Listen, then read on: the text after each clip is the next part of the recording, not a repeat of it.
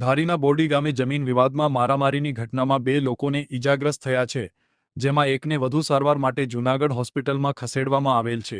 જો કે આ મારામારી સમયનો વાયરલ વિડીયો સામે આવ્યો છે.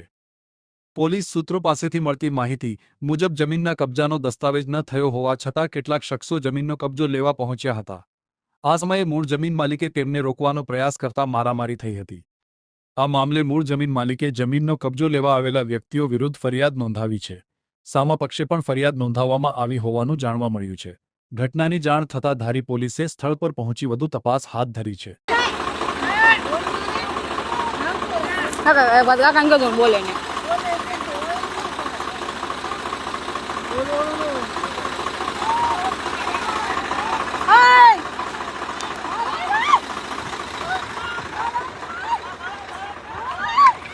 મારું માં તમે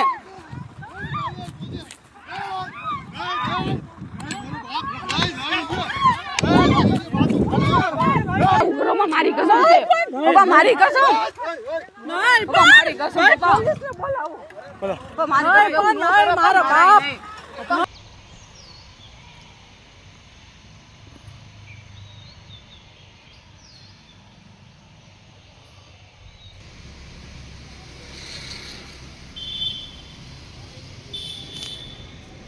હું નરેશ અર્જણભાઈ સોલંકી હાલ રહું છું જુનાગઢ. જમીન ખેતી લેવેચનો મારો વેપાર છે. કાલે હું અને મારા પાર્ટનર સિદ્ધરાજભાઈ ખુમાણ અમે બે જતા હતા બીજી જમીન લેવા માટે. દલખણીએ મારે જમીન લીધેલી હતી જેનો તારી દસ્તાવેજ નોંધાયેલો હતો કરવાનો હતો. તો અમે રસ્તા પર જોતા બોરડી ગામથી આગળ મીઠાપુર નક્કી આવેલી જમીનમાં જોતા અમે અજાણ્યું એક ટ્રેક્ટરથી અમારી વાડી ઉપર ચાલુ હતું. ત્યાં તપાસ કરતાં અંદર જતાં અમે પૂછ્યું કે કોણ ટ્રેક્ટર ચલાવે છે. તો એ ટ્રેક્ટરવાળા ભાઈ અમે પૂછ્યું અશોકભાઈ કરે. અશોકભાઈ સિરોયા ત્યાં હતા. એને વાતચીત કરેલ કે ભાઈ શું છે પાછો તમારે કંઈ હુકમ કે કંઈ આવેલું છે, શું કામ અજાણી અમારી જમીનમાં આવ્યા છો. તો એમાં વાતચીત કરતાં એ લોકોએ બીજા બધા પોતાના ભાઈઓને પાછા બોલાવી લીધા. લલિતભાઈ સિરોયા હતા, નારાયણભાઈ સિરોયા હતા, ભદ્રેશભાઈ છે. બધા અહીંયા એકઠા થઈ ગયા. 4 બૈરા જેવા આવી ગયા. ટ્રેક્ટરના ડ્રાઈવરને બધા સાથે મળી ગયા. અને પછી અમે ઝીણા મોટી વાતચીત કરતા હતા કે ભાઈ શું છે આ છે, કેસ કબાડે તમે જીતી ગયા છો કે શું છે, એવી જૂની ચર્ચા અમે કરતા હતા. તો કે ના જમીન અમારી છે એવી બધા દાવા સામસામે અમે કરેલા વાતચીત કરતા. પછી અમે કીધું કાંઈ વાંધો નહીં, અમે પોલીસ સ્ટેશને જઈએ છીએ, ફરિયાદ નોંધાવી છે કે તમે અમારી જમીનમાં બિનકાયદેસર પાછો કબજો કરો છો.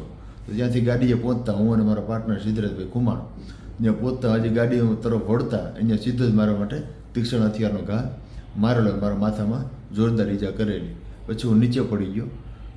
સિદ્ધાર્થભાઈ છોડવા આવ્યા તો એને પણ આકડીના ઘા મારેલ, એના હાથ ભાંગેલો, મારો હાથ પાછો ભાંગી નાખવાના પડતા ફરતા ટીકા પાટું અને ઢોરમાર તીક્ષ્ણ હથિયારથી ઘા કરવા માંડ્યા અને ફોનમાં ચર્ચા કરવા માંડ્યા. તો સુરજભાઈ કોટડિયાનું નામ લીધેલ કે એને કીધું છે કે આને મારી જ નાખો આજે, એમ કરીને સીધા ઢોરમાર મને મારવા માંડ્યા. અને બીજા મોબાઈલમાંથી આખો મારી વિડીયો ક્લિપ એ લોકોએ ઉતારી જે મને મારતા હતા ને એ.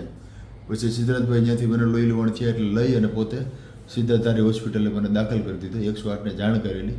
પછી